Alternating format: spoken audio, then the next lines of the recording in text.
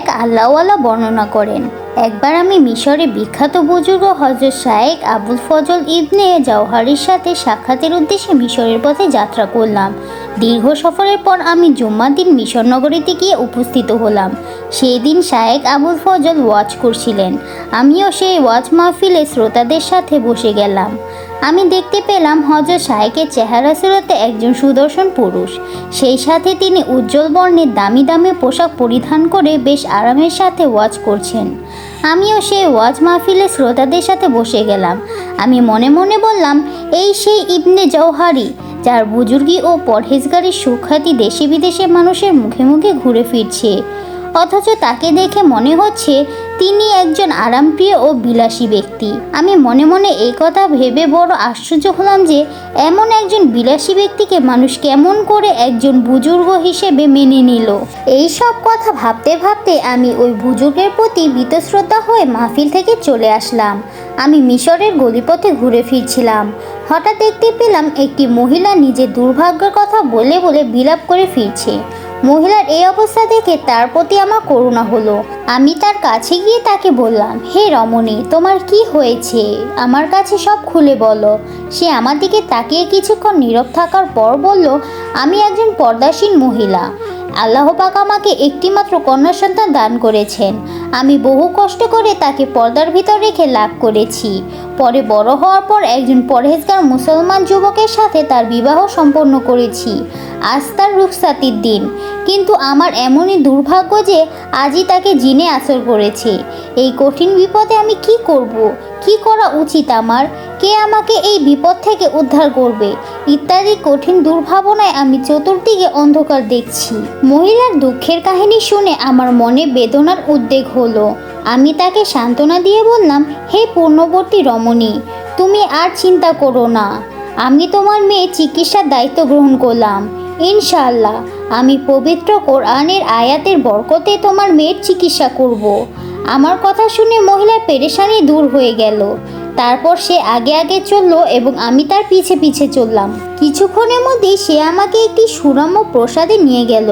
প্রসাদের ভেতর প্রবেশ করে দেখতে পেলাম সেখানে নতুন বিবাহের যাবতীয় উপায় উপকরণ প্রস্তুত করা হলেও বাড়ির সবার চোখ মুখে একটি বিষাদের ছায়া স্পষ্ট ফুটে উঠেছে।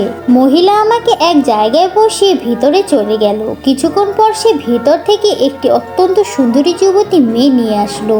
মেয়েটি কিছুটা অপ্রাকৃতিকভাবে একবার ডানে একবার বামে তাকাচ্ছিল।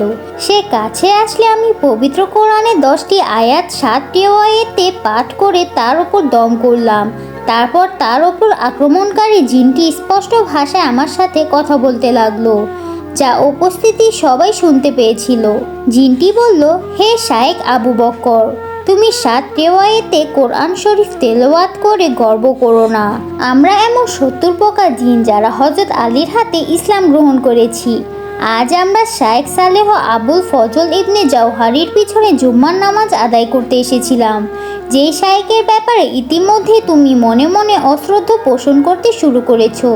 এই বিষয়ে আমার পরামর্শ হলো তুমি আল্লাহ পাকের কাছে তওবা করে তোমার মত পরিবর্তন করে নাও।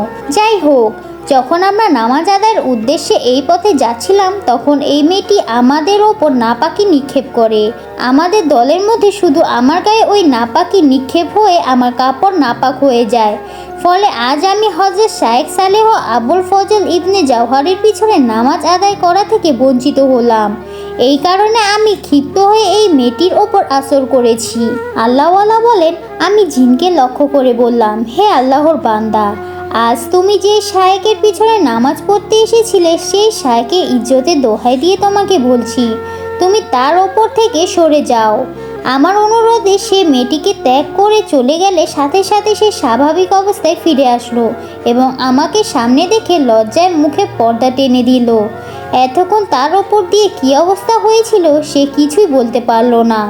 মহিলা তার মেয়েকে সুস্থ অবস্থায় ফিরে পেয়ে খুবই খুশি হয়ে আমার জন্য এইরূপ দোয়া করলেন, আল্লাহ পাক তোমাকে এটার উত্তম বিনিময় দান করুন। তুমি যেমন আমার মেয়ের একটি ত্রুটি গোপন করেছো, ঠিক তেমনই আল্লাহ পাকও তোমার আয়েব গোপন করুন। মেয়েটি ভালো হয়ে যাওয়ার পর আমি ওই মহল ত্যাগ করে হযরত শায়েখের সঙ্গে সাক্ষাতের উদ্দেশ্যে রওনা হলাম। হযরত শায়েখ আমাকে দূর থেকে দেখে মৃদু হাস্য করে বললেন, আহলান সাহলান, হে আবু বক্কর, তোমার আগমন শুভ হোক। জিনের মুখে শোনার পূর্বে তুমি আমাকে বুজুর্গ বলে অস্বীকারই করলে না। শায়েকের মুখে এই কথা শোনার সাথে সাথে আমি অজ্ঞান হয়ে মাটিতে লুটে পড়লাম। পরে আমি দীর্ঘদিন যাবৎ শায়েকের খেদমতে থেকে তার ওয়াজ শুনতে লাগলাম। শায়েক খানকার একটি নিভৃত কক্ষে আমার জন্য ইবাদত করার ব্যবস্থা করে দিলেন। আমি সেখানে থেকে ইবাদত বন্দেগী ও তওবা ইস্তেগফার করতে লাগলাম। তারপর আমি যতদিন জীবিত ছিলাম আর কখনো আউলিয়াদের প্রতি বীতশ্রদ্ধ হই নই, বরং কখনো তাদের কোনো কেরামতি অস্বীকার করিনি। গল্পটি এখানেই শেষ। গল্পটি কার কাছে কেমন লেগেছে অবশ্যই কমেন্টে জানাবেন। আর ভালো লাগলে আমার চ্যানেলটিতে সাবস্ক্রাইব করে দেবেন এবং ফেসবুকে ফলো করতে ভুলবেন না। সবাই ভালো থাকবেন, ভালো রাখবেন। আল্লাহ হাফেজ।